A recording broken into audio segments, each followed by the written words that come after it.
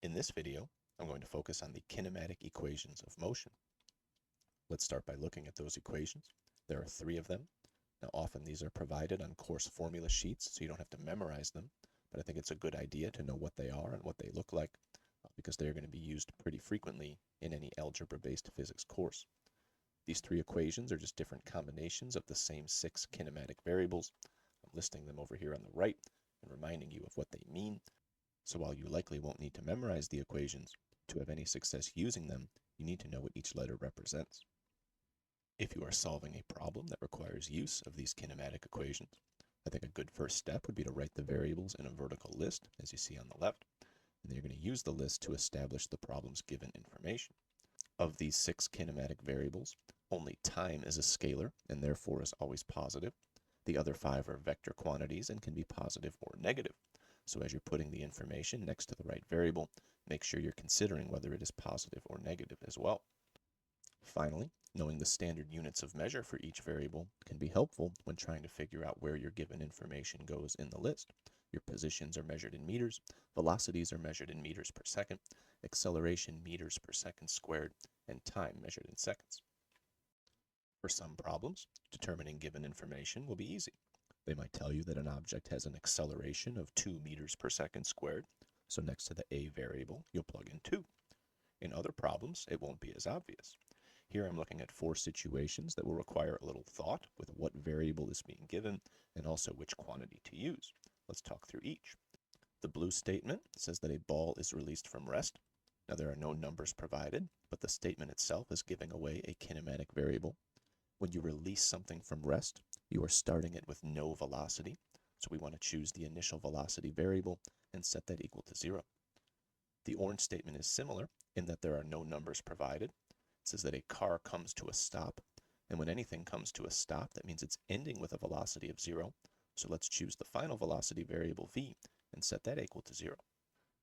The purple statement says that a train moves for 2 minutes. Now a lot of students would plug in the number 2 for the t variable, but know that for these equations to work, we want time to be measured in seconds, so you'd have to convert from minutes to seconds, and for the t variable, we'll plug in 120 seconds. The red statement says that an object moves 30 meters. Now distance and displacement are not part of our kinematic list, but initial and final position are. So we'll want to choose our initial and final position variables, xo and x, and set that up so that they are 30 meters different. Most commonly, we'll start at 0 and therefore end at 30.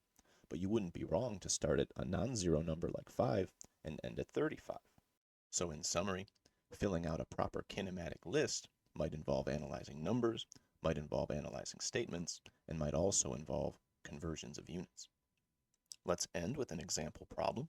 I'll let you read through the problem statement. Your first goal is to establish a list of kinematic variables using the problem's given information.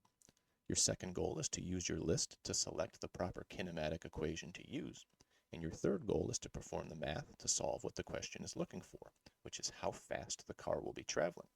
If you want to pause the video and try this on your own, I'll talk you through the solution shortly. Let's start with establishing the problem's given information. The first thing that stands out to me is that we're accelerating forward at 3 meters per second squared, so I'll put positive 3 next to the a variable. Next, I see a car that is at rest at the beginning, so the initial velocity should be 0. This car is 24 meters in front of the stoplight, so I want to choose an initial and final position that are 24 meters apart. I like to choose 0 as the starting point then, and we'll use 24 as the final position.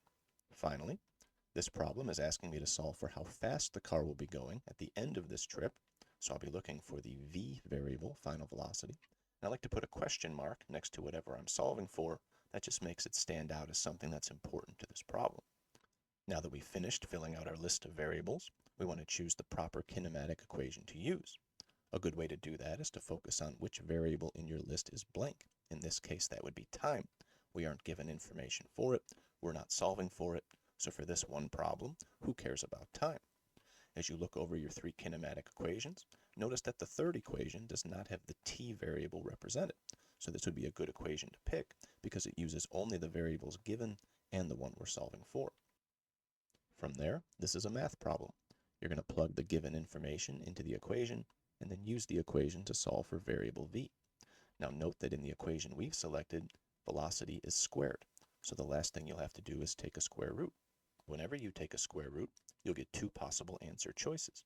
In this case, both positive and negative 12. Now because this car is always moving forward, it never changed direction, we'll be choosing positive 12 for our velocity. But know that in other situations, you may want to choose negative, depending on what the object is doing. One final note is with the time variable, mentioned earlier that it's a scalar, so if you're ever taking a square root for variable t, you'll always want to choose the positive time.